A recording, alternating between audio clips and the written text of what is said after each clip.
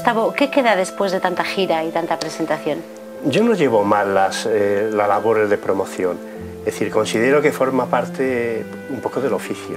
Es decir, cuando sale un libro, entonces tú sabes que ese libro va a tener que llegar al mercado y el mercado es muy terrible y entonces de alguna forma tienes hacia él un sentimiento como de responsabilidad, como una criatura pequeña a la que tienes que proteger durante un tiempo hasta que aprenda a defenderse por su cuenta, ¿no?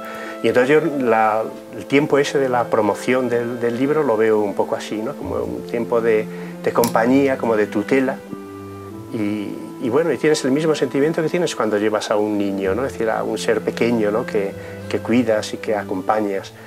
A la vez vas viendo cómo el libro empieza a funcionar por su cuenta, es decir, a vivir su propia vida, y hay un instante en que sientes que se separa de ti.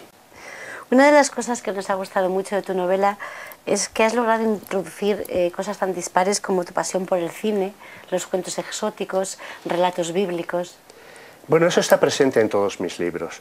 Es decir, mis novelas son, yo siempre he dicho que son falsamente realistas, incluso las que parece que lo son más. Por ejemplo, esta novela es verdad que tiene unas coordenadas temporales y espaciales definidas, es decir, se sitúa en el Valladolid, en esta misma ciudad de posguerra, y que cuenta pues, una historia de, en fin, de una familia, sobre todo de una mujer que pierde a un hijo, es decir, la relación con su otro hijo.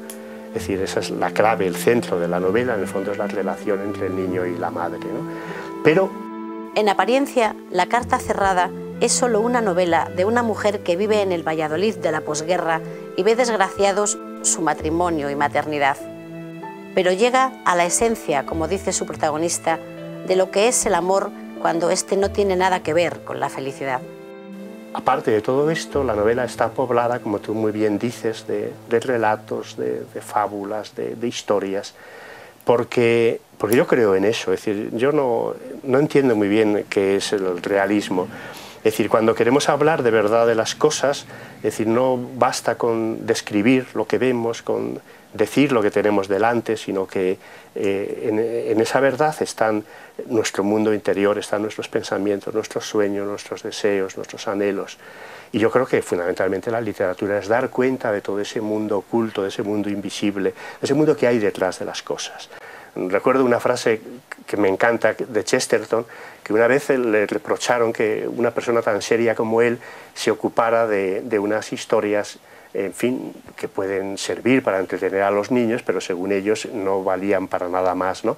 Como son los cuentos tradicionales, cuentos como Caperucita, como La Bella Durmiente, como, en fin, como La Sirenita, como El Patito Feo. Y bueno, y él dijo, bueno, estáis equivocados, es decir, los cuentos de hadas es la verdadera literatura realista que existe. ¿Y qué quería decir con esto? Pues una cosa muy sencilla, que el que quiera saber lo que de verdad hay en el corazón de un niño, hará bien, en vez de preguntar a los psicólogos o a los pedagogos, hará bien en asomarse al mundo de los cuentos de hadas, porque es allí donde está descrito sus sentimientos, sus conflictos, sus anhelos, sus deseos. Son los cuentos de hadas los que dan cuenta de todo eso. Por lo tanto, el verdadero realismo está en los cuentos de hadas. ¿Tiene algo de autobiográfica? Todas las novelas tienen algo de autobiográfica, puesto que, de alguna manera, solo se puede escribir desde lo que has vivido, desde lo que conoces.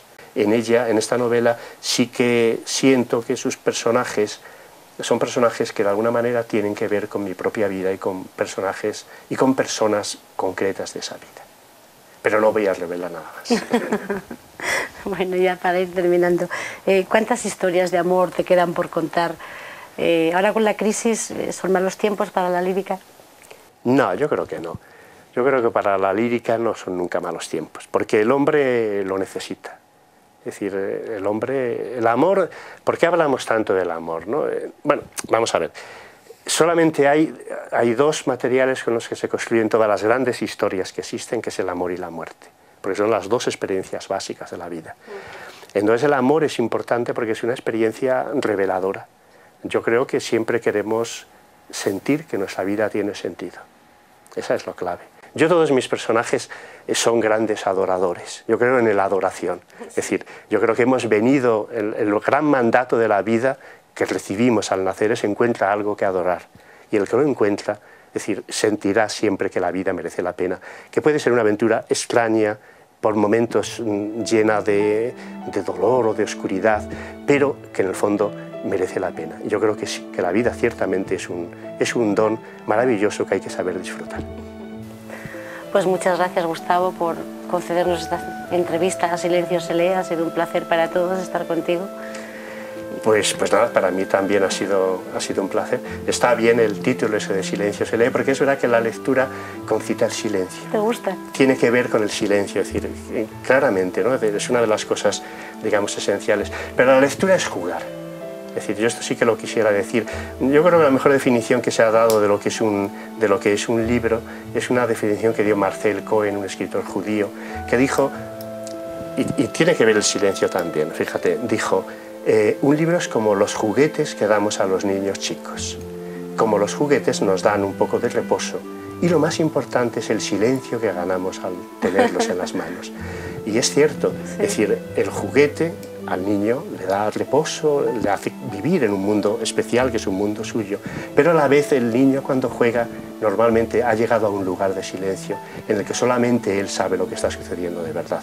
Y es lo que pasa con la imagen del lector. El lector siempre vive en el silencio.